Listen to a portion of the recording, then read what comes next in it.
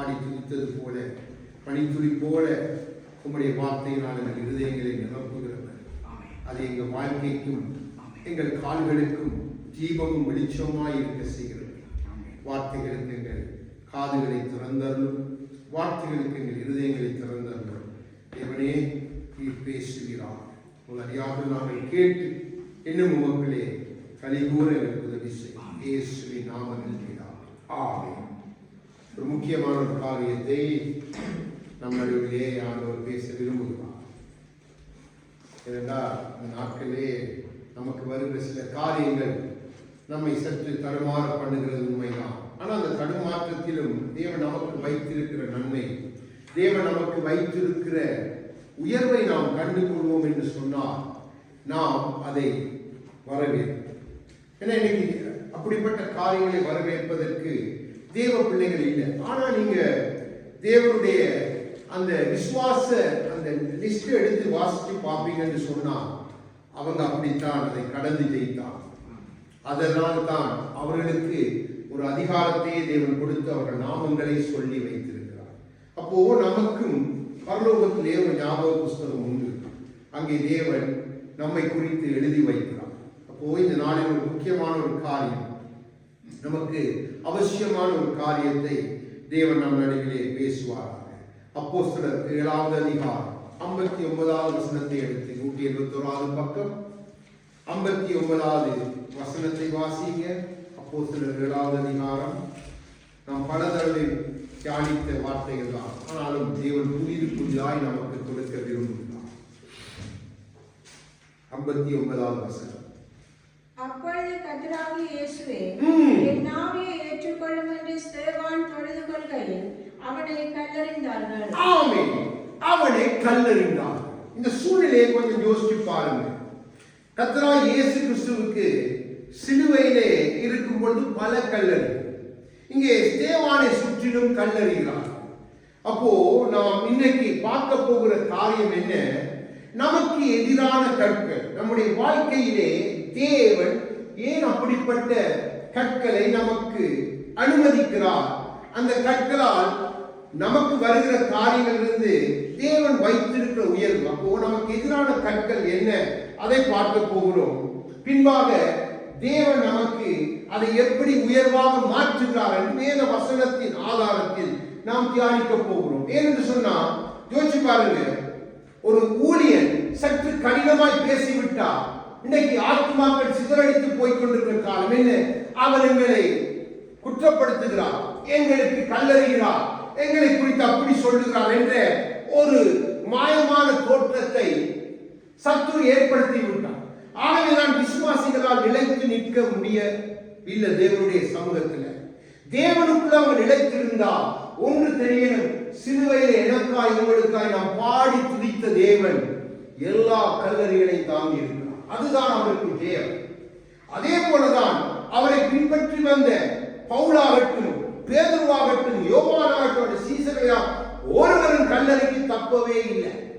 ஆனா தேவ சமூகத்தில் நிலைத்திருந்தாங்க. ஆனா இன்றைக்கு நீங்க சற்று இந்த நவீன காலத்திலே வாழுகிற தேவ பிள்ளைகளோட வாழ்க்கையை கொஞ்சம் நீங்க எடுத்து பார்ப்பீங்கன்னு சொன்னா அவங்களோட பேசுவதற்கே நமக்கு கொஞ்சம் தடுமாற்றமாயிருக்கும். ஏதாவது கண்டித்து சொல்வதற்கு நமக்கு தடுமாற்றமாயிருக்கும். ஏன் சொல்லுங்க? அவர்களை சத்துரு வேறு விதமாய் பார்வையை திருப்பி விட்டபடியினால் அவர் சரியில்லை, அந்த போதகர் சரியில்லை, அவர் எப்பொழுதும் திட்டிக் கொண்டு இருக்கிறார். அந்த ஊழியர் சரியில்லை, அவர் எப்பொழுதும் கண்டித்து எங்க மேல்தான் கல்களை, இப்படியே சத்துரு நம்முடைய மனதை மாற்றி நம்மை வழிவிலகி போக பண்ணுகிற பொல்லாத காலம். அப்போ ஆண்டவர் நமக்கு உணர்த்துவிக்க விரும்புகிறார். அப்போ நமக்கு எதிரான கற்கள் நாம் அதைத்தான் பார்க்க போகிறோம். முதலாவது நாம் பார்க்க போகிற காரியம், சில காரியங்களை உங்களுக்கு காண்பித்து விட்டு அதற்கு பின்பாக தேவன் அதை எப்படி நமக்கு உயர்வாய் மாற்றுகிறார் வேதத்தின் ஆதாரத்தை சொல்லித் தருகிறது. அப்போ ஏசாயாவின் புத்தகம் 58வது அதிகாரம் 9வது வசனத்தை எடுத்து வாசிங்க. ஏசாயா பழைய ஏற்பாடு ஏசாயா 58:9 எடுத்து வாசிங்க. அப்பொழுது நீ கூப்பிடுவாய், கர்த்தர் மறுஉத்தரவு கொடுப்பார். நீ சத்தமிடுவாய், இதோ நான் இருக்கிறேன் என்று சொல்லுவார். நுகத்தடியையும் விரல் நீட்டு நிப சொல்லையும் நீ உன் நடுவிலிருந்து அகற்றி. ஆமென், ஆமென். நிபச்சொல், நிபச்சொல் என்று சொன்னால் அது ஒரு விதமான கல். அதை தேவன் சொல்லுகிறார், இது அகற்றப்படணும். ஏனென்று சொன்னால் இன்னைக்கு பாருங்க, நிபச்சொல் என்று சொன்ன முதல் அதுக்கு ஒரு விளக்கத்தை உங்களுக்கு நான் சொல்லி தருகிறேன். காரணம் இல்லாத வார்த்தை, அதாவது உங்களுக்கும் அதுக்கும் எந்த சம்பந்தமே இருக்காது. ஆனா உங்களை காரணம் இல்லாத வார்த்தைகளை வைத்து உங்களை குற்றப்படுத்துவார். நீங்க தப்பு பண்ண மாட்டீங்க, உங்களுக்கு என்ன நடந்தது என்று கூட தெரியாம இருக்கு. அப்போ உங்களுக்கு தெரியாத காரியத்தை குறித்து உங்கள் மேல பழி செலுத்துவது, உங்களை குற்றப்படுத்துவது, உங்களை கலங்கடிப்பது, இதுதான் விபச்சம். இது நமக்கு எதிராக வருகிற கல். இந்த நிபச்சொல்லை நாம் எப்படி எடுத்துக்கொள்ளணும் என்று சொன்னால் நமக்கு தெரியும். நாம் ஒரு காரியத்தை தேவனுக்குள்ள நாம் செய்ய இல்லை என்று சொன்னால் நமக்கு எதிராக எத்தனை குற்றச்சாட்டு வந்தாலும் அதை நியாயப்படுத்துவதற்கு நாம் போகக்கூடாது. அதே போல நாமும் மற்றவர்களுக்கு எதிரான அந்த கல்லை திருப்பி வீசக்கூடாது. அதற்கு உதாரணம் தான் நம்முடைய கர்த்தராகிய இயேசு கிறிஸ்து. அவர் சிலுவையில தொங்கிக் கொண்டிருந்த பொழுது எத்தனையோ அவரை பார்த்து எத்தனையோ கட்டு, நீ தேவனுடைய குமாரனாய் இருந்த கீழிறங்கி வா, பரியாசத்தின் கட்டு. ஆனா தேவன் ஒன்றுக்கும் அவர் பதில் சொல்லவே இல்லை. அதே போலதான் இந்த நிபச்சொல் என்கிறதை நாமும் யாருக்கும் விரோதமாய் தெரியாத அறியாத காரியத்துல அதை நாம் எதிராய் பயன்படுத்தக்கூடாது. தேவனுக்கு பிரியமே இல்லை. அதே போல நமக்கு எதிராய் வருகிற நிபச்சொல்லை குறித்தும் நாம் ஒரு நாளும் கலங்க வேண்டிய அவசியமும் இல்லை. ஆனா நமக்கு அது காயம் ஏற்படுத்தும் இல்லைன்னு சொல்ல, நிச்சயமாய் காயத்தை ஏற்படுத்தும். ஏன்னா நீங்க செய்யாத ஒரு காரியத்துக்கு நீங்க குற்றப்படும் பொழுது அது பெரிய காயத்தை, தாக்கத்தை ஏற்படுத்தும். ஆனா யோசிச்சு பாருங்க, நம்ம ஆண்டவருக்குள்ள இருக்கிறோம், நாம் உலகத்து பிள்ளைகள் அல்ல. இப்ப நம்ம கர்த்தருக்குள்ள இருக்கிறோம். கர்த்தர் செய்த காரியத்துக்காய் சிலுவையில் தொங்கினார் இல்லை, அதை ஏற்றுக்கொண்டார். அதை குறித்து அவர் பெரிதாய் அலட்டிக் கொள்ளவும் இல்லை. அதே மாதிரி தான் இந்த நிபச்சொல் என்கிற கல். ஆண்டவர் சொன்னதை உன்னடமிருந்து நீ விளக்கணும். நாங்க அதை யாருக்கும் எதிராக அந்த கல்லை பயன்படுத்தக்கூடாது. அது தேவனுக்கு பிரியமில்லை. நாம் ஆண்டவர் பிள்ளைகள் என்றால் நாம் அவருடைய சாயலை பெற்றுக்கொள்ள அழைக்கப்பட்டவர்கள். அப்போ நம்முடைய ஒவ்வொரு வார்த்தைகளும் நல்லா தெரிஞ்சு கொள்ளுங்க, ஒவ்வொரு கல்களால் மிக கவனமாக இருக்கணும். நம்முடைய வாயிலிருந்து மற்றவர்களை குறித்து நம்ம பார்த்துட்டு ஒரு மனுஷியை குறிச்சிட்டு இவங்க குடித்தான் என்று மற்ற இடத்துல போய் தேவையில்லாம கதைக்கப்பட்டாங்க. அது நிபச்சம். அவங்க என்ன அர்த்தத்துல கதைச்சாங்க, அவங்க இதயத்துல என்ன இருக்கு உங்களுக்கு தெரியாது, எனக்கும் தெரியாது. தெரியாதை குறித்து நாம் பேசுவதுதான் நிபச்சம். அது நமக்கு எதிராக வருகிற கல். நீங்க கவலைப்படக்கூடாது. அந்த கல் வந்தா நீங்க அதை அகற்றிட்டு போயிட்டே இருக்க வேண்டியதான். அதை குறித்து நீங்க பெரிதா அகற்ற வெளிக்கிட்டீங்கன்னு சொன்னா உங்களோட வாழ்க்கையை அந்த கல்லு சிதறடிக்கும், உங்களோட வாழ்க்கையை காயப்படும். நன்றாய் தெரியும், தேவனுடைய வார்த்தைகள் பேசப்படும் பொழுது தேவன் வார்த்தைக்குள்ள இருந்து பேசினால் அது ஒரு நாளும் நம்மை குற்றப்படுத்த அல்ல. தேவ வார்த்தை நம்மை கட்டுகிறது, தேவ வார்த்தை நம்மை உயிர்ப்பிக்கிறது. தேவன் நமக்கு எதிராக அப்படிப்பட்ட காரியங்களை பேசினால் நம்மை சரிப்படுத்த விரும்புகிறான். இந்த பார்வை நம்ம எல்லாருக்கும் வரணும். அப்படி இல்லை, உங்களோட சிந்தையில உங்களோட மனசுல தோன்றதுக்கு ஏற்ப நீங்க காரியங்கள் செய்ய வெளிக்கிட்டீங்கன்னா அது நிபச்சொல், அது ஒரு கல். மிகவும் கவனம். தெரியாட்டி ஒரு காரியத்தை நீங்க நேரடியா போய் அந்த சகோதரனுடைய நேரடியா காரியத்தை சொல்லி இப்படி எனக்கு சந்தேகம், இதற்கு என்ன விளக்கம் என்று கேட்டு நீங்க அதை தீர்த்துடணும். அதை அதோட முடிச்சிடணும். அதை தூக்கிட்டு போய் இன்னொருத்த தேவையில்லாமலாம் கதைக்க கூடாது. மிக கவனமாக இருங்க. என்னன்னு சொன்னா ஆவியானவர் நம் நடுவிலே கிரியை செய்ய விரும்புகிறார். ஆவியானவர் பல காரியங்களை கற்றுக் கொடுத்து கொண்டு வருகிறார். அப்போ நம்மை சரிப்படுத்துகிறார். ஏனென்றா நாம் போக வேண்டிய இடம் பரலோகம். அதுக்கு நம்மை ஆயத்தப்படுத்துகிற தேவன். அப்போ நாமும் நிபச்சொல் என்கிற கல்லை எடுக்கக்கூடாது. நமக்கு எதிராக நிபச்சொல்லாய் வருகிற கல்லையும் நாம் பெரிதுபடுத்த வேண்டிய அவசியம் இல்லை. அதை நீக்கி போடுறது தான் சொல்ற. அதை நம்ம நீக்கிறோம், அதை விட்டுறோம். அடுத்ததாய் ஏசாயா 59 21வது வசனத்தை வாசிங்க. அடுத்தது ஏசாயா 51. உன்மேல் இருக்கிற என் ஆவியும் நான் உன் வாயில் அருளிய என் வார்த்தைகளும் இது வரைக்கும் உன் வாயிலிருந்தும் உன் சந்ததியின் வாயிலிருந்தும் உன் சந்ததியினுடைய சந்ததியின் வாயிலிருந்தும் நீங்குவதில்லை என்று கர்த்தர் சொல்லுகிறார். இது எனக்கு அவர்களோடு இருக்கும் என் உடன்படிக்கை என்று கர்த்தர் சொல்லுகிறார். ஆமென். தேவன் கொடுக்கிற வார்த்தையை பாருங்க. நம்ம சொல்லுகிற ஒரு வார்த்தை அது ஒரு சந்ததியே இல்லை, ஒரு சந்ததியையும் பாதித்து ஒரு சந்தானத்தையும் பாதித்து போடும். நம்மை பாதிப்பை ஏற்படுத்துகிற வார்த்தை. தேவன் சொல்கிறார், நான் உன் வாயில் அருளின வார்த்தை அது எப்படி இருக்கணும்? நம்ம கடந்த வாரம் கற்றுக்கொண்ட நல் வார்த்தைகளாய், ஆறுதலின் வார்த்தைகளாய் இருக்கணும். அதே நீங்க மாறி எடுங்க. ஒரு கல்ல நான் எடுத்த ஒரு மனுஷனை பார்த்து நீ நாசமா போயிடுவான், நீ சரிவரவே மாட்டா என்று நான் சொன்னான். அப்போ அது அந்த மனிதனை மாத்திரம் அல்ல, அவனுடைய சந்ததி சந்தானத்தை பாதிக்கும். அது பாதிப்பை ஏற்படுத்துகிற காரணம். அது தொடர்ந்து சிலர் பேசுகிற வார்த்தைகளை கேட்க முடியாது. நாம செய்ய இருக்க மாட்டோம், நம்ம அதை குறித்து சிந்தித்தும் இருக்க மாட்டோம். ஆனா நம்மை குறித்து வெளியில அவங்க பரப்புகிற செய்திகள், நம்மை குறித்து சொல்லுகிற செய்திகள் அது பாதிப்பை ஏற்படுத்தும். அது எவ்வளவு தூரம் பாதிப்பை ஏற்படுத்துறது பேசுறவனுக்கு தெரியலாம், சாத்தானுக்கு அதுதான் வேணும். ஆனா இப்படிப்பட்ட கற்கள் வரும்பொழுது நாம் மிகவும் கவனமாய் இருக்கிறோம். ஒரு நாளும் அதை நிமித்தம் நாம் பலவீனம் படவே கூடாது. ஒரு நாளும் நாம் அதை நிமித்தம் வெட்கப்பட வேண்டிய அவசியம் இல்லை. ஏன்னா ஒன்று நமக்கு தெரியும், நாம் செய்யாத ஒரு காரியத்துக்கு நம்மை குறித்து என்ன பேசினாலும் அதை அப்படியே கொண்டு போய் தேவ சமூகத்தில் வச்சுட்டு அது அங்கேயே மறந்துடுது. அது பாதிப்பை இல்லைன்னா அது பெரிய பாதிப்பை ஏற்படுத்தும். சில பேர் சொல்லுவாங்க, நீ பாருங்க இது ஒன்றுக்கும் உதவா, இது பலவீனமானது, இது சரி வராது, இதுக்கு அப்படி சரி வராது, இதுக்கு இப்படி சரி வராது. பல வார்த்தைகள் நீங்க எல்லாரும் கேட்டிருப்பீங்க, ஒவ்வொருத்தரும் ஒவ்வொரு சூழ்நிலையை கேட்டிருப்பீங்க. அது உங்களை பாதித்தும் இருக்கும். அப்போ நம்ம ஒரு நாளும் அப்படிப்பட்ட பாதிப்பை ஏற்படுத்துகிற வார்த்தைகள் கற்கள் வரும் பொழுது நாம் அதை தேவ சமூகத்தில் வச்சிருக்கணும். அதை ஒரு நாள் நாம் எடுத்துக்கூடாது. நம்ம கர்த்தருக்கென்று தான் மாறலாமே தவிர மனிதனுக்கென்று நம்ம மாற வெளிக்கிறோம் என்று சொன்னா இன்னைக்கு இவருக்காக மாற, நாளைக்கு அவருக்காக மாற, ஒவ்வொரு மனிதனுக்காக நம்ம மாற வெளிக்கிட்ட வேண்டாம். ஒவ்வொரு மனிதனை பிரியப்படுத்த நம்ம வெளிக்கிட்ட வேண்டாம். கர்த்தருடைய சமூகத்தை விட்டுருவோம். அதனால நன்றாய் தெரிந்து கொள்ளுங்க, இப்படிப்பட்ட வார்த்தைகள் வரும் பொழுது அதை ஒரு நாள் நீங்க மனசுக்குள்ள வச்சிருக்கவே கூடாது. நீங்க உண்ட மட்டும் தெளிவா இருக்க, இந்த கல் என்னை பாதிக்கிறது உண்மைதான், இது என் சந்ததி சந்தானத்திற்கு விரோதமாகவும் பேசப்பட்டிருக்கு, அப்படி இல்லை இப்படி இல்லை, அவன் பிள்ளை சரி வர மாட்டான், அவனுக்கு அது இல்லை, இப்படியே கணிப்பாங்க. அதெல்லாம் எடுத்துறாதீங்க, தூக்கி குப்பையில போட்டுருங்க. ஒன்று மட்டும் செய்யுங்க, கர்த்தருக்காக வாழ பழகுங்க. கர்த்தருக்காக நீங்க உங்களை மாற்றுங்க, கர்த்தருடைய வசனத்துக்காக மாற்றுங்க.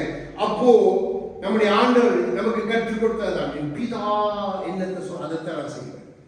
மனுஷனை அவர் பிரியப்படுத்த மனுஷனுக்கு நான் இணங்குவதே இல்லை. இத உங்களுடைய இதயத்தை நீங்க எப்பொழுதும் வச்சுக்கோ. மனுஷனுக்கு ஒரு நாள் விளங்காது. மனுஷன் இன்றைக்கு பேசிட்டு நாளைக்கு வேறொன்று சொல்லுவான். கர்த்தர் உங்களுக்கு என்ன சொல்றார் அதை பாருங்க. அப்போ இப்படிப்பட்ட கற்கள் நம்முடைய பெரிய பாதிப்பை ஏற்படுத்தும். அப்போ அப்படிப்பட்ட கற்களை நம்மளும் மற்றவர்களுக்கு விரோதமாய் பேசக்கூடாது.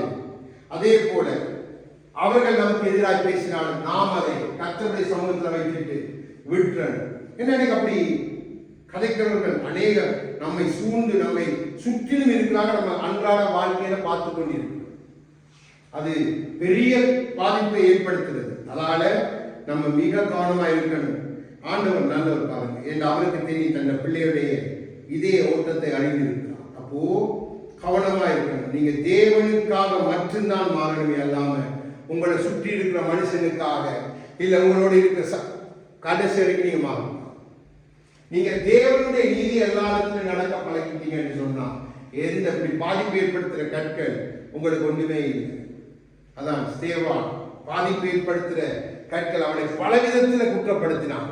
ஆனா அதையெல்லாம் அவன் கணக்கிலே எடுக்கவில்லை. அப்போ மிக கவனமா இருக்கணும். அடுத்தது நீதிமொழிகள் 26:22 பாத்தீங்க.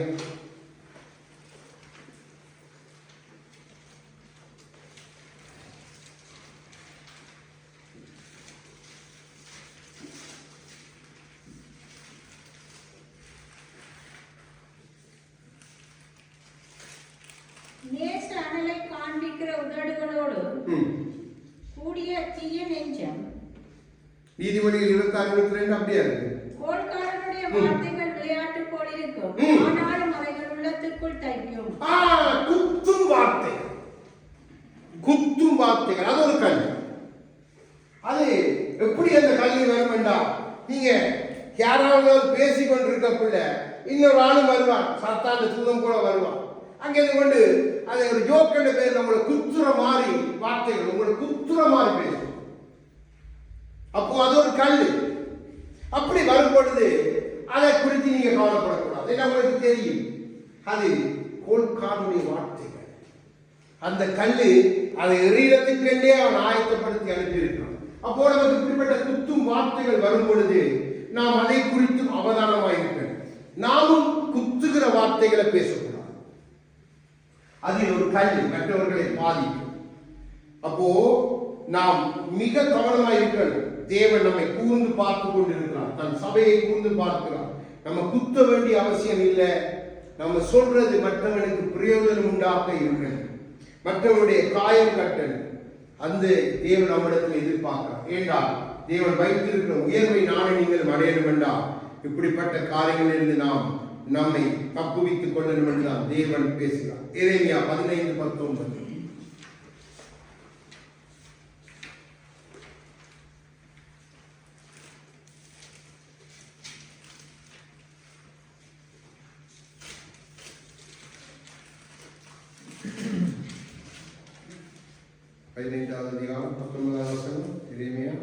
இது நிமித்தம் நீ திரும்பினால் நான் உன்னை திரும்ப சீர்படுத்துவேன், என் முகத்துக்கு முன்பாக நிலைத்தும் இருப்பாய். நீ திருப்பானது நின்று வெளியேற பெற்றதை பிரித்தெடுத்தால் என் வாய் போல் இருப்பாய்.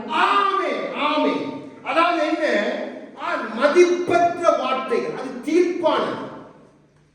நம்ம மதிப்பில்லாம பேசுவோம் பாருங்க, மதிப்பில்லாம, வயசு வித்தியாசம் இல்லாம மதிப்பில்லாம நான் பேச இன்னைக்கு ஊர்ல பார்த்துருப்பீங்க, நம்ம பார்த்துருக்கலாம். வயசு மரியாதை இல்லாம கதைப்பாங்க. அதுவே விசேஷமா 2 பேர் குடிக்காம வந்துட்டாங்க, வயசு மூத்தவர்னாலும் ஒரு சின்னவனாலும் தராதரம் சொல்லுவாங்க. ஒரு தராதரம் இல்லாம இருந்துட்டா அங்க வார்த்தைகள் தாழ்மா. அப்போ மதிப்பற்ற வார்த்தைகள், மனைவிக்கு விரோதமாய், பிள்ளைகளுக்கு விரோதமாய், சகோதரனுக்கு விரோதமாய் மதிப்பற்ற தீர்ப்பான வார்த்தைகளை பேசுது. அதெல்லாம் நமக்கு எதிராக வர்ற கல். அப்போ இந்த கல் ஆண்டு சொல்றது சரியில்லை. நீ மதிப்பான வார்த்தைகளை, மதிப்பற்ற வார்த்தைகளை பேச இல்லை. உன்னை நான் தெரிந்து கொண்டது மகனே, மகனே, மதிப்பான வார்த்தைகளை நீயும் பேச. உனக்கு எதிராக மதிப்பற்ற வார்த்தைகள் வரும் பொழுது அதை தள்ளிட. அதை குறித்து நாம் பெரிதாய் அனைத்து சொல்லுவாங்க, அவருடைய ஊழியரா, அவருக்கு என்ன தெரியும், இதெல்லாம் நம்ம காதில் வருது. அவரை யாரு ஊழியத்தில் கொண்டு விட்டது, அவரை யார் இப்படி விட்டது, அது செய்தது, இதெல்லாம் மதிப்பற்ற வார்த்தைகள். அவனுக்கு தேவனுடைய அழைப்பு விளங்க இல்லை, அவனுக்கு தான் நிற்கிற வழியும் விளங்க இல்லைண்டா இப்படிப்பட்ட வார்த்தைகள் வரும். நீங்க கவலைப்படாத. எரேமியாவை அழைத்தது அன்னைக்கு அந்த ஜனங்கள் விளங்கிக் கொள்ள, நான் உண்மையான தீர்க்கதரிசி என்பதை 70 வருஷம் கழித்தவன் சொன்ன தீர்க்கதரிசி நிறைவேறும் பொழுது அதிகமா இஸ்ரவேல் ஜனங்கள் புரிந்து கொண்டிருப்பான். ஏன்னா தானியேல் அதை வைத்து ஜெபிக்கிறான். அப்போ அந்த மதிப்பு ஒரு தீர்க்கதரிசியுடைய மதிப்புள்ள வார்த்தைகள் அவங்களுக்கு மதிப்பற்ற வார்த்தைகள் போல இருந்துச்சு. கல்லறியை அவனை கொல்லத்தில் நம்ம தியானிக்கும். அப்போ இப்படித்தான் நமக்கும் வரும் கல்லுகள். நீங்க ஒரு நாள் இப்படிப்பட்ட காரியங்களுக்கு நீங்க செவி சாட்சிடவே கூடாது. உங்களுடைய இதயத்தை விட்டுடவும் கூடாது. பேசுறது யாருன்னு மட்டும் பாருங்க. பார்த்து நீங்க இந்த ஆவியான சொல்லுவாங்க. இது நமக்கு நன்றாய் தெரியும். ஒரு மனிதன் ஆவியின் முதிர்ச்சியில இருக்கிறவன் எப்பொழுது நல்லதை சொல்லி தருவான், தீமையானதற்கு நம்ம எப்படி விளவரம் என்று கற்றுக் கொடுப்பான், அதற்கு நமக்கு ஆலோசனை சொல்லுவான். ஆனா பாருங்க, சிலருக்கு தராதரமே தெரியாது. ஆனா தேவன் பிள்ளைன்னு நாம கதைக்கிறவங்களுக்கு போல அடிக்கிற, இடிக்கிற, குத்துற இதுதான் கதைப்பான். ஒன்றும் செய்யலாம், சத்துருவுடைய தூதனாய் இருக்கிறான். அப்போ அந்த கல்ல அவனை கொண்டுதான் நம்ம மேல தெரியும். ஆனா ஆண்டவர் பார்த்துருக்கேன், பிள்ளை என்ன செய்யறான், மிகவும் கவனம். இந்த காரியங்களுக்கு நாம் எப்பொழுது நமக்கு எதிராக வருகிற சில கற்களை உங்களுக்கு காண்பித்துக் கொடுக்கிறேன். இதெல்லாம் சர்வ சாதாரண, நீங்க எல்லாரும் கடந்து வந்து கொண்டிருப்பீங்க. நிச்சயமா தேவ பிள்ளைகள் இதை கடந்து வந்தே இருப்பாங்க. இன்னும் கடந்து போகணும், இன்னும் வரும்.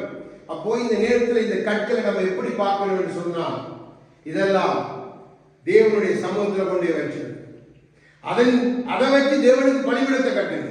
அதன் நிமித்தம் தேவன் மகிமைப்படுவான். ஏன் சொல்லுங்க? தேவன் உங்களுக்காக யுத்தம் செய்கிறவர்.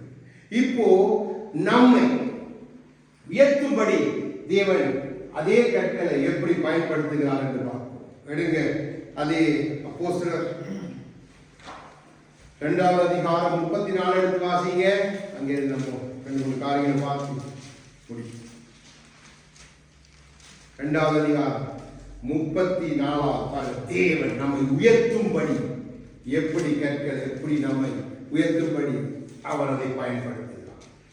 உயர்த்துவதற்கு கற்கள் தான் இருந்தது, நம்மை சரி செய்வதற்கு கற்கள் தான் இருந்தது. வாசிங்க 34:2-34. தாவீது பரலோகத்துக்கு எழுந்து போகவில்லையோ, நான் உம்முடைய சத்துருக்களை உமக்கு பாதபடியாக்கி போடும் வரைக்கும். ஆமென். இங்க எங்க கல் என்று சொல்லப்பட்டிருக்கு? கல் என்ற வார்த்தை இருக்குதா? இல்ல. ஆனா பாதப்படிக்கு என்ன தேவை? இப்ப இந்த படிக்கு என்ன தேவை? கல். அப்போ ஆண்டவர் இங்க சொல்லுகிறார், உன்னுடைய சத்துருவையே உனக்கு பாதப்படி ஆக்கி நான் போடுவேன். நன்றாக வேண்டிக் கொள்ளுங்கள். சத்துருவையே நமக்கு நம்ம ஏறி போகிற கல்லாக தேவன் மாற்றிடுவார். சத்துரு இல்லை என்று சொன்னால் நம்ம பயந்து போய் தேவ சமூகத்துல செபிக்க மாட்டோம். ஏன்னா நம்ம கெடுத்து போட நம்ம பரிசுத்தத்தின் வழிகளை பல காரியங்கள் நம்ம பயத்தோட போய் நம்ம ஜெபிக்கிற வேண்டாம். தேவன் அவனை ஒரு கல்லாக பயன்படுத்துகிறார். ஆகவேதான் கர்த்தராகிய இயேசு கிறிஸ்து தம் சத்துருக்களை பாதபடியாக்கி போடும் வரைக்கும் அவர் உன்னதத்திலே அமர்ந்திருக்கிறார். அப்போ தேவன் இப்படிப்பட்ட காரியங்களை நாம் உயர்ந்து நாம் மேலோக்கி செல்வதற்கு நமக்கு படியாய் மாற்றுகிறார். அப்போ நமக்கு எதிராய் வருகிற இப்படி மதிப்பற்ற வார்த்தைகள் சத்துரு கொண்டு வாருங்கள். அதே போல இப்படி குத்துற வார்த்தைகள், இது எல்லாம் நமக்கு ஒவ்வொரு படிக்கல்லாய் தேவன் வைத்துக் கொண்டே வாரார். நீங்க அதை எடுக்கிற விதத்துல இருக்கு. நீங்க கர்த்தருக்குள்ள அதை எப்படி அதை ஆகியான துணை கொண்டு எப்படி நீங்க அதை கையாளுங்க அதை பொறுத்து இருக்குது. அந்த கல்லை நீங்க சரியா பயன்படுத்தும் பொழுது தேவன் அதை உங்களுக்கு பாதப்படியாய் வைத்து உங்களை உயர உயர உயர ஒவ்வொரு காரியமாக உயர்த்தி வருவார். பாருங்க, தாவீது வாழ்க்கையில ராஜ்யத்தை இழந்து போகும் பொழுது அங்க வந்து சீமை சத்துருவ போல என்று தூசிக்கிறான். ஆனா தாவீது அதை குறித்து எல்லாரும் கவலைப்படல. அதுதான் படிக்கல். ஆகவே நமக்கு எப்படிப்பட்ட வார்த்தைகள் அதிகமா வருது நீங்க நினைச்சு பாருங்க. அவ்வளவுக்கு அவ்வளவு தேவன் உங்களுக்கு உயர்ச்சியை வச்சிருக்கிறார். உங்களுக்கு எத்தனை விதமான குத்துக்கள் இப்படிப்பட்ட கல்லறிகள் வரும் பொழுதெல்லாம் தேவன் நமக்கு அப்படிப்பட்ட உயர்ச்சியை வைத்திருக்கிறார். நம்முடைய சத்துருக்களையே நமக்கு பாதபடியாக்கி போடுவார். அப்போ சத்துருக்கள் சொல்லுவாங்க மனுஷன், அப்படிப்பட்ட மனிதனுடைய வார்த்தைகள் காரியங்களை தேவன் நமக்கு சாதகமாய் மாற்றுவார்.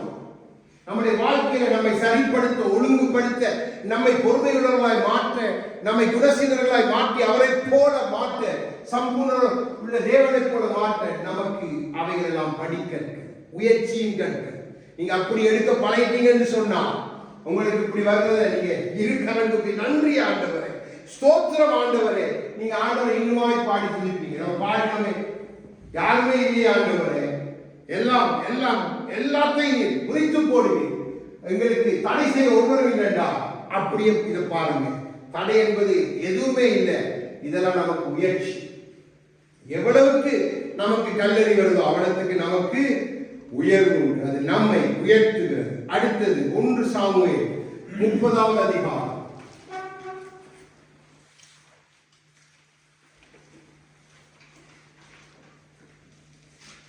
6-8 வரைக்கும் வார்த்தையில வாசிங்க. 1 சாமுவேல் 30 6ஆம் வசனத்தில் 8வது வரைக்கும் சம்பவத்தை சொல்லலாம். வாசிக்கலாம் நமக்கு தெரியும். தாவீது மிகவும் நெருக்கப்பட்டான். சகல ஜனங்களும் தங்கள் குமாரர் குமாரத்திகளின் நிமித்தம் மனக்கிலேசமானதினால் அவனை கல்லறிய வேண்டும் என்று சொல்லிக் கொண்டார்கள். தாவீது தன் தேவனாகிய கர்த்தருக்குள்ளே தன்னை திடப்படுத்திக் கொண்டான். தாவீது அகிமெலேக்கின் குமாரனாகிய அபியத்தார் என்னும் ஆசாரியனை நோக்கி ஏபோத்தை என்னிடத்தில் கொண்டு வா என்றான். அபியத்தார் ஏபோத்தை தாவீதிடத்தில் கொண்டு வந்தான். தாவீது கர்த்தரை நோக்கி, நான் அந்த தண்டை பின்தொடர வேண்டுமா, அதை பிடிப்பேனோ என்று கேட்டான். அதற்கு அவர், அதை பின்தொடர், அதை நீ பிடித்து சகலதையும் திருப்பிக் கொள்வாய் என்றார். தாவீதோடு இருந்தவங்க இப்ப தாவீதுக்கு கல்லறிகிறாங்க. இப்ப அந்த சூழ்நிலையில தாவீது கையில தேவன் கல்ல மாத்திரம் கொடுக்க இல்லை, தாவீது கையில கல்லு கேட்க குறியும் கோலியாத்தை அடிக்க பொழுது ஒரு அடிதான். பாருங்க, தாவீது திருப்பி அவர்களை வார்த்தையால கல்லால் அடிக்க இல்லை. அவர்கள் சொன்ன வார்த்தையை கேட்டோன்னே அவன் ஓடினது தேவ சமூகத்தை நோக்கி. தேவ சமூகத்தை போய் கேட்கிறான். ஆண்டவரே, நான் எல்லாத்தையும் மீட்டுக் கொள்வேனா, நான் அந்த தண்ணிகளை பின்தொடர்ந்து போவேன், போ, சகலத்தை திருப்பிக் கொள்வேன். அந்த கல்லறை மாத்திரம் அந்த இடத்துல இல்லைன்னா தாவீது போயிருக்க மாட்டான், தேவ சமூகத்தை நாடி போயிருக்க மாட்டான். கல்லறை வந்தபடியால் தாவீது பயம் வந்துட்டு. இத கல்லறையாம இருந்திருந்தா இவங்க எல்லாரும் சேர்ந்து உடனடியா யுத்தத்துக்கு கிளம்பி போயிருப்பான். இந்த கல்லறை வந்தபடியால் அவன் சரியான ஒரு ஆலோசனை பெற்று யுத்தத்துக்கு கடந்து போகிறான். பாருங்க, அவனே சொல்லுகிறான், என் விரல்களை யுத்தத்துக்கு பயிற்றுவிக்கிறவர், என் விரல்களால் வெண்கல வில்லை வளைய பண்ணுகிற கர்த்தர். அப்போ தேவன் நம்மை பயிற்றுவிக்கிறவர். அப்போ தாவீதை அவர் சிறுவயதிலிருந்து பயிற்றுவித்தார் கவான் கல் எறிகிறது. அப்போ தாவீதோடு இருந்த அத்தனை பேரும் எப்படிப்பட்டவங்க தெரியுமா? வாசிப்பாங்க, நாளாகமம் 1 நாளாகமம் 12வது அதிகாரம் 1-2 எடுத்து வாசிங்க. பாருங்க, ஏன்னா தாவீது அவர்களுக்கு சகலத்தை கற்றுக் கொடுத்தார். 1 நாளாகமம் 12வது அதிகாரம் 1-2 வாசிங்க. தாவீது கீசின் குமாரனாகிய சவுலின் நிமித்தம் இன்னும் மறைவாயிருக்கையில் சிக்லாகியராயிருக்கிற அவரிடத்தில் வந்து யுத்தத்துக்கு ஒத்தாசை செய்த வீரரும் கவன்கள் எறிகிறதற்கும் வில்லினால் அம்பு எய்கிறதற்கும் வலது இடது. பாருங்க, தாவீது ஒரு வலது கையை பயன்படுத்தி தான் எறிவான். இங்க இவங்க எல்லாம் எப்படி 2 கையாலே எறியக்கூடிய பராக்கிரமசாலிகள் சுத்தி நிற்கிறாங்க. கல்லறிகள் எறிந்தாங்கன்னா தப்பா, தாவீது முடிஞ்சான். நீங்க கொஞ்சம் சூழ்நிலை விளைவிக்கிறது இன்னைக்கு அப்படித்தான்.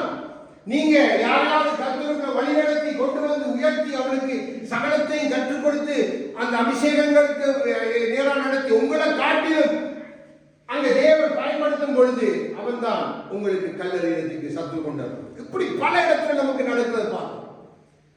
தாவீது பாருங்க, சகலத்தையும் கற்றுக் கொடுத்தான், அவன் மறைந்து இருக்கிறான். அப்போ இவங்க எல்லாரும் அவனுக்கு விரோதமாக அவனோட வந்து இணைந்து அவனோடு சேர்ந்து நாங்கள் இருப்போம் என்று சொன்னவர்கள். நம்முடைய வாழ்க்கையில் அப்படிப்பட்டது தேவன் பார்ப்பார். ஆனா அப்படிப்பட்ட கல்லறிதான் உங்களை முன்னோக்கி நடத்தி செல்லும்.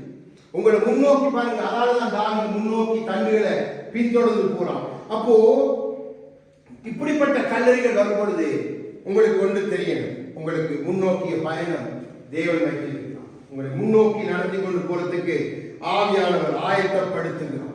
நம்மோடு இருக்கிறவங்க கண்டறிவான், நம்மிடத்தில் கற்றுக்கொண்டவங்க கண்டறிவான். ஆனாலும் பயப்படாதீங்க, அதுதான் உங்களை முன்னோக்கி நடத்து, அதுதான் உங்களுக்கு உயர்ச்சியின் பணி. முதலாவது நான் சொன்னேன், தேவன் நமக்கு உயர்வின் பணி உயர்ந்து போக வைப்பான். அடுத்தது முன்னோக்கி நடந்து செல்ல வைப்பான். அடுத்தது அப்போஸ்தலர் 7:58 7:58 வாசிங்க. சிலதை பார்த்து முடிக்க அப்போஸ்தலர் 7வது அதிகாரம் 58வது வசனம் நாம் தியானிக்க முதல் வசனம். அவனை நகரத்துக்கு புறம்பே தள்ளி அவனை கல்லறிந்தார்கள். சாட்சிக்காரர் தங்கள் வஸ்திரங்களை கலட்டி சவுல் எனப்பட்ட ஒரு வாலிபனுடைய பாதத்தின் அருகே வைத்தார்கள். 56 வாசிங்க. அதிலே அதோ வானங்கள் திறந்திருக்கிறதையும் மனுஷகுமாரன் தேவனுடைய வலது பாரசத்தில் நிற்கிறதையும் காண்கிறேன் என்றார். ஆமென். கல்லறி இருந்தால்தான் தரிசனம். உங்க வேல கல்லறி இல்லாமனா உங்க வேல தேவனுடைய தரிசனம் பெருசா இருக்கு.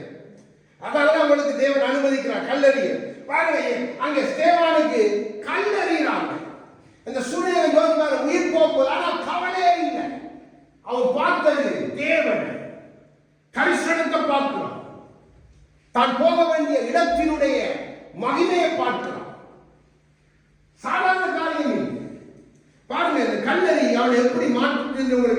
வாசித்து கொடுக்கிறேன். அதிலே 59:60 வாசிங்க.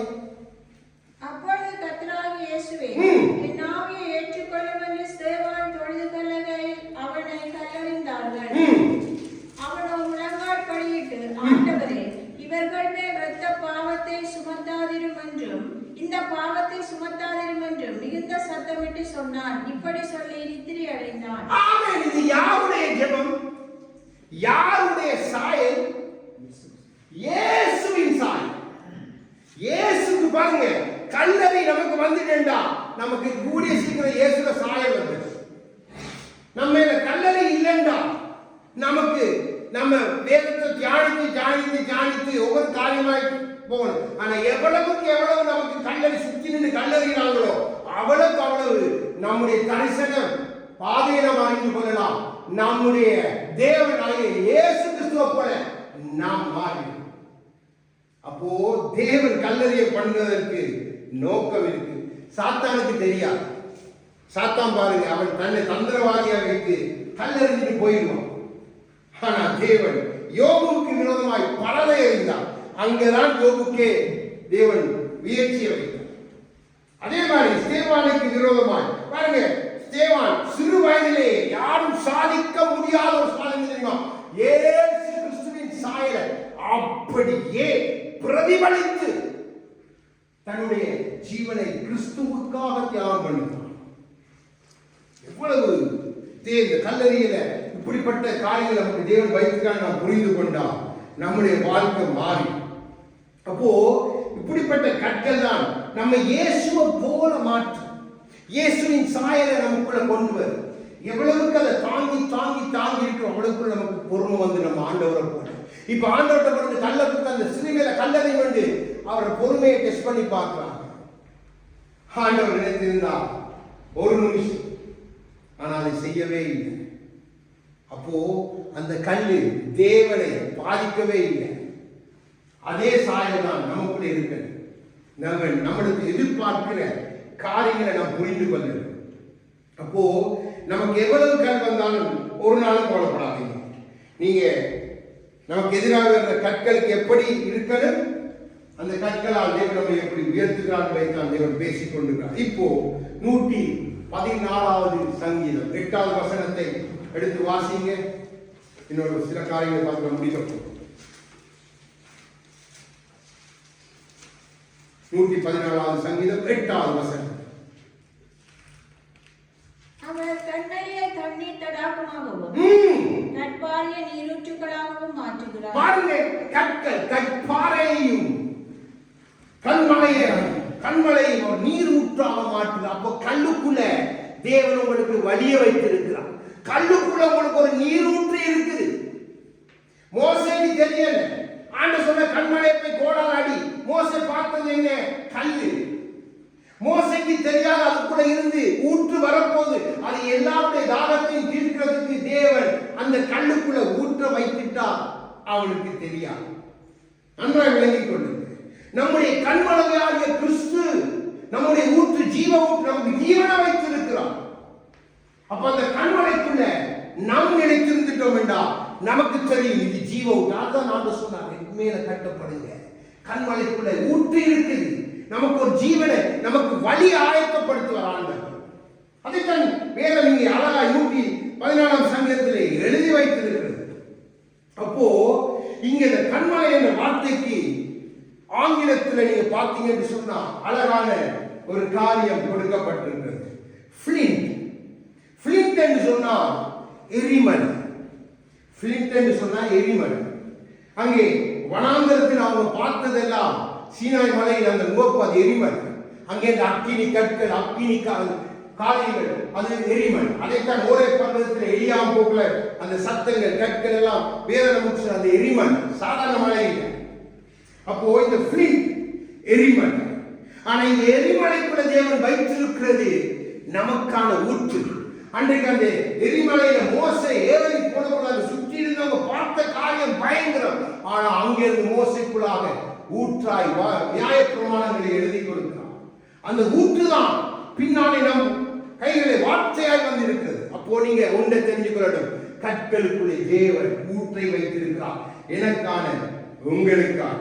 அப்போ எப்படிப்பட்ட எரிமலைகளை நாம ஜெயிக்கணும், எப்படிப்பட்ட எரிமலைகள், சில எரிமலைகளை உங்களுக்கு நம்ம வாழ்க்கையில காண்பித்து கொடுத்துறேன். அப்போ உங்களுக்கு கொஞ்சம் ஈஸியா இருக்கும். 1 யோவான் 4வது அதிகாரம் 18வது வசனத்தை வாசிங்க. சில எரிமலைகள் கண்டு நம்ம ஒரு நாள் தடுமாறக்கூடாது. இதெல்லாம் எரிமலை.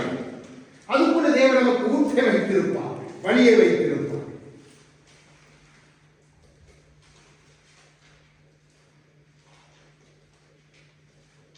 1 யோவான் 4:18 புதிய ஏற்பாடு. அன்பிலே பயமில்லை, பூரண அன்பு பயத்தை புறம்பே தள்ளும். பயமானது வேதனை உள்ளது, பயப்படுகிறவன் அன்பிலே பூரண. சகல விதமான பயமும் எரிமலை. அங்க ஆண்டவர் எழுதிட்டார் அன்பு என்கிற ஊற்று. அந்த அன்பு என்கிற ஊற்றுக்குள்ள நீங்க வந்துட்டீங்கடா, பயம் என்கிற எரிமலையை இங்க ஜெயிக்கிறீங்க. ஏண்டா கிறிஸ்து அன்பினால் சகலத்தையும் செய்தார். அன்புதான் ஊற்று. அதுதான் நம்ம கிறிஸ்து. முதலாவது எரிமலை. எல்லாம் அதான் நான் சொல்றேன், பயப்படாதீங்க பயப்படாதீங்க. அன்பை ஊற்றியதன் காரணம் அதுதான். சாத்தான் நம்மை பயப்பட பண்ணுகிறோம், அவன் எரிமலை. ஆனா நாம் கிறிஸ்துவோ அதுக்குள்ளே இருந்து ஊற்றாய் வருகிறவர். அடுத்த காலம், அடுத்த மத்தேயு 13:22 வாசிங்க.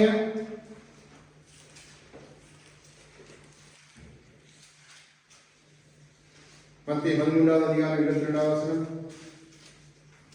முள்ளுள்ள இடங்களில் விதைக்கப்பட்டவர் வசனத்தை கேட்கிறவராய் இருந்து உலக கவலையும் ஐஸ்வர்யத்தின் மயக்கமும் வசனத்தை நெருக்கி போடுகிறதனால் அவனுக்கு. அடுத்த எரிமலை உலக கவலை. இப்போ இந்த உலக கவலைங்கிற எரிமலையை ஜெயிப்பதற்கு தேவன் தம்முடைய வசனம் என்கிற ஊற்றை காண்பிக்கிறார். என்ன வார்த்தையானது பாருங்க. தேவன் எல்லா கல்லுக்குள்ளையும் எல்லா எரிமலை நமக்கு ஊற்றை வைத்திருக்கிறார். நாம் விளங்கிக் கொள்வதில்லை.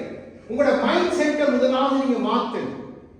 அதாவது என்னுடைய யோசனையின்படி, உதாரணம், ஆண்டவர் காலையில் ஒரு காரியத்தை கற்றுக் கொடுத்தார். நான் உங்களுக்கு அதை சொல்லுகிறேன்.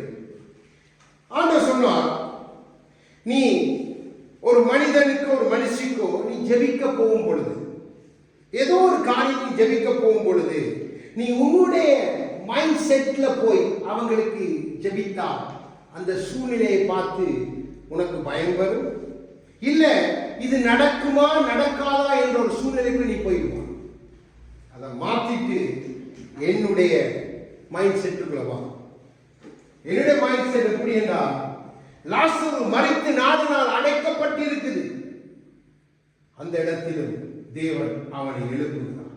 அப்போ நீ உன்னுடைய மைண்ட்ல வராம என்னுடைய ஆவி, என்னுடைய பலத்தை நீ வந்து எந்த காரியத்தை செய்தாலும் அதற்குரிய கிரியை செய்தவன் நான். நீ உன் கிரியை நம்பி ஒரு நாளும் எந்த காரியமும் செய்ய முற்படவே கூடாது. அது வாய்க்காது மகனே. என் கிரி நான் அந்த வார்த்தையை காண்பித்தார். நான் பிதாவின் கிரியை அல்லாமல் என்ற வார்த்தையை காண்பித்தார். அப்போ இதை நீங்க எல்லாரும் தெளிவா புரிந்து கொள்ள. மனுஷன் சொல்லுவாங்க இது உருப்படாது. இந்த என்ன பார்த்து சொல்லுவாங்க, இவன் கடைசியில் உருப்படவே மாட்டான். இவனுடைய பின்பக்கத்தை விட அம்மா தான் கடைசி வரை கழிவுடணும். அவளை கெடுத்து வைத்திருக்கு. இப்படி என் சொந்தங்கள் பேசின உண்டு. அவனை சொல்லுகிறேன். ஆனா தேவன் அப்படி அல்ல.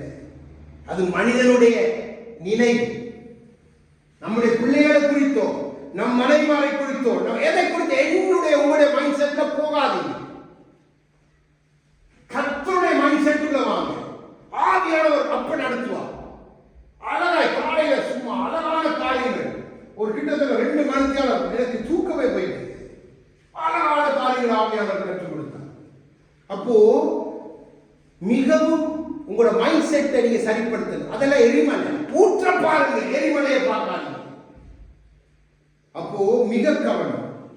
உலக கவலை என்கிற எரிமலையை தள்ளிட்டு அதுக்குள்ளே இருக்கிற ஊற்றாய் வசனத்தை பிடிச்சு பண்ணுங்க.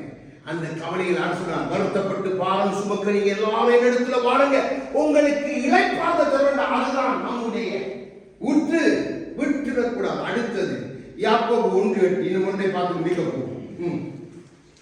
இந்த 4 விதமான காரியங்கள் காண்பித்து கொடுத்துட்டா நீங்க தெளிவடைஞ்சிருக்கீங்க. எல்லாரும் கர்த்தருக்குள்ள சிறந்து இருக்கிறது. அதான் ஒரே நோக்கம். அது எந்த நோக்கம்?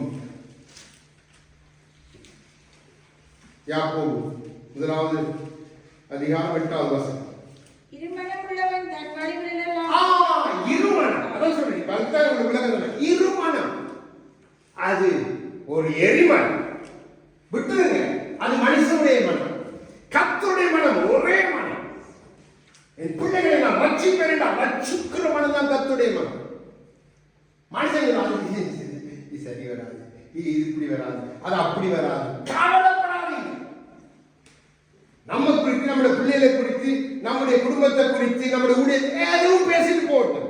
கவலைப்படாதீங்க. கர்த்தர் அழைத்திருந்தா, கர்த்தரை மேல உங்க மேல தன்னுடைய மனதை வைத்திருந்தா, அதை ஒருவன் சத்துருவே வந்தாலும் பாதபடியாக்கி போட்டு நம்மை உயர பண்ணுவார். சத்துருதான் கல்லறை ஆக்க வைத்து அதை கொண்டு நம்மை முன்னேற பண்ணுவார். நமக்கு தரிசனத்தை வைத்திருப்பார். மறக்கக்கூடாது. ஒரு நாள் மீதமாக கூடாது. அடுத்தது மார்க் 9வது அதிகாரம் 21வது வசனம்.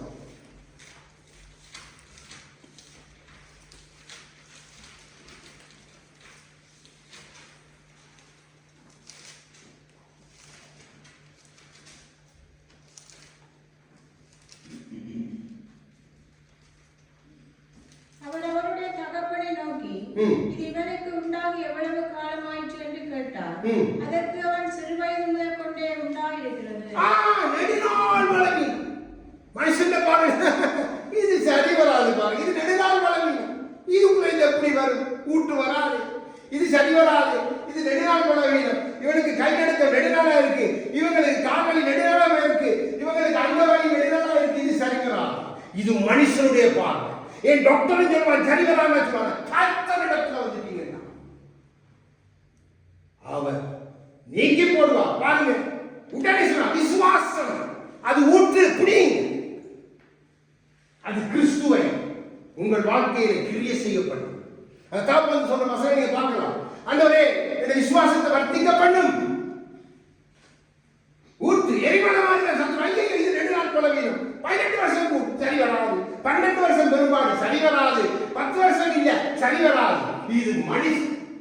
ஆனா தேவன் சொல்லுவான் விசுவாசத்தை புடி. அதுதான் ஊற்று. அது என்னையும் உன்னையும் இணைக்கும். உடனே கண்மலையாகிய கிறிஸ்து ஊற்றாக வெளிப்படுவார். அப்போ நம்முடைய வாழ்க்கையில நம் கண்மலையாகிய கிறிஸ்து நமக்காய் சகலத்தை சிலுவையிலே செய்து முடித்து அதைத்தான் கொண்டாட வந்திருக்கிறோம்.